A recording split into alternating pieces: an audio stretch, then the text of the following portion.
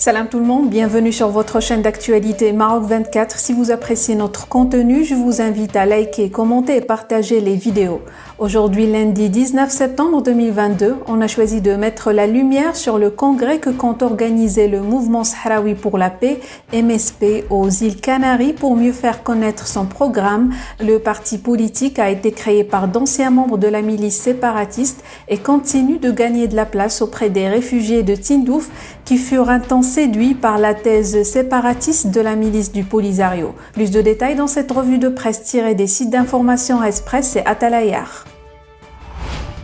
Si de rares personnes ont réussi à se sortir des filets des camps de Tindouf la vie sauve, c'est au prix de grands sacrifices physiques, des souffrances caractérisées par de la torture exercée par les dirigeants du Polisario. Aujourd'hui, ces rescapés ont pu rejoindre le Maroc, l'Espagne ou la Mauritanie, d'où ils ont porté plainte et dénoncent à chaque occasion les sévices et les modes opératoires de la milice armée.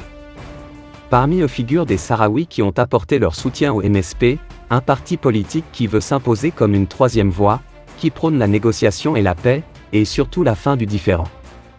C'est ainsi que le mouvement politique né des entrailles du Polisario en 2020, va organiser un congrès aux îles Canaries avec le soutien de plusieurs personnalités canariennes et espagnoles, dont l'ancien Premier ministre espagnol José Luis Rodríguez Zapatero, les ex-ministres de la Défense José Bono, et des Affaires étrangères Miguel Moratinos. L'événement connaîtra la participation de 200 personnes dont d'anciens membres du Polisario, pour parler de leur expérience, les raisons pour lesquelles ils ont quitté la milice, et pourquoi aujourd'hui, ils parient sur le MSP plutôt que le Polisario. Pour autant, le nouveau parti politique ne part pas gagnant pour s'imposer contre une organisation qui lutte pour sa survie depuis près de 5 décennies, et ses ambitions et son projet ne sont pas clairs. Déjà des accusations de lien avec le Maroc, l'Espagne, ont été émises par les dirigeants du Polisario pour le discréditer après avoir sa défection à la milice séparatiste. En juin 2022, le chef de file de ce mouvement politique, Ahmed, avait publié une tribune dans la presse espagnole dans laquelle il expliquait pourquoi le Polisario avait perdu, et pourquoi il exerce une lutte acharnée contre le MSP.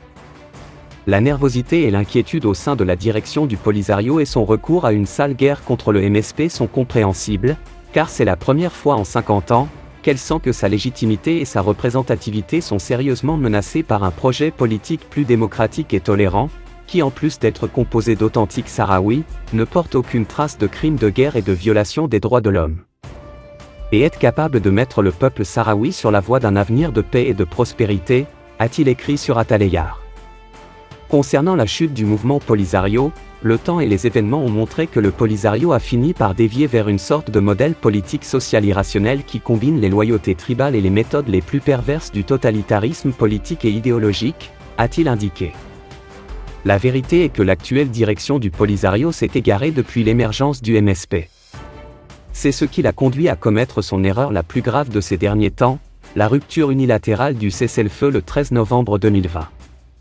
Une décision qui lui a fait abandonner des positions stratégiques sur le terrain et a provoqué le positionnement de pays influents, dont l'Espagne, qui ont interprété ce geste comme une déclaration de guerre aux efforts de paix de l'ONU, a poursuivi celui dont le parti a salué la nouvelle position de l'Espagne sur le Sahara marocain, en appui à la solution basée sur le compromis soumise par le Maroc. Le leadership du vieux mouvement armé, né dans le feu de la guerre froide, n'a pas pu digérer en raison de sa nature sectaire, que de ses entrailles est émergé un mouvement d'opposition qui a su s'imposer en moins de 2 ans, comme une alternative à travers un projet politique modéré, viable, et capable de sortir les Sahraouis du tunnel, a encore tensé le Ahmed. Le secrétaire général du parti a sollicité le ministère espagnol des Affaires étrangères espagnol pour des Sahraouis n'ayant pas la nationalité espagnole, résidant au Maroc ou en Mauritanie, puissent faire le voyage aux îles Canaries pour assister au congrès. Pour rester informé, je vous invite à regarder les vidéos Maroc 24 qui s'affichent sur votre écran.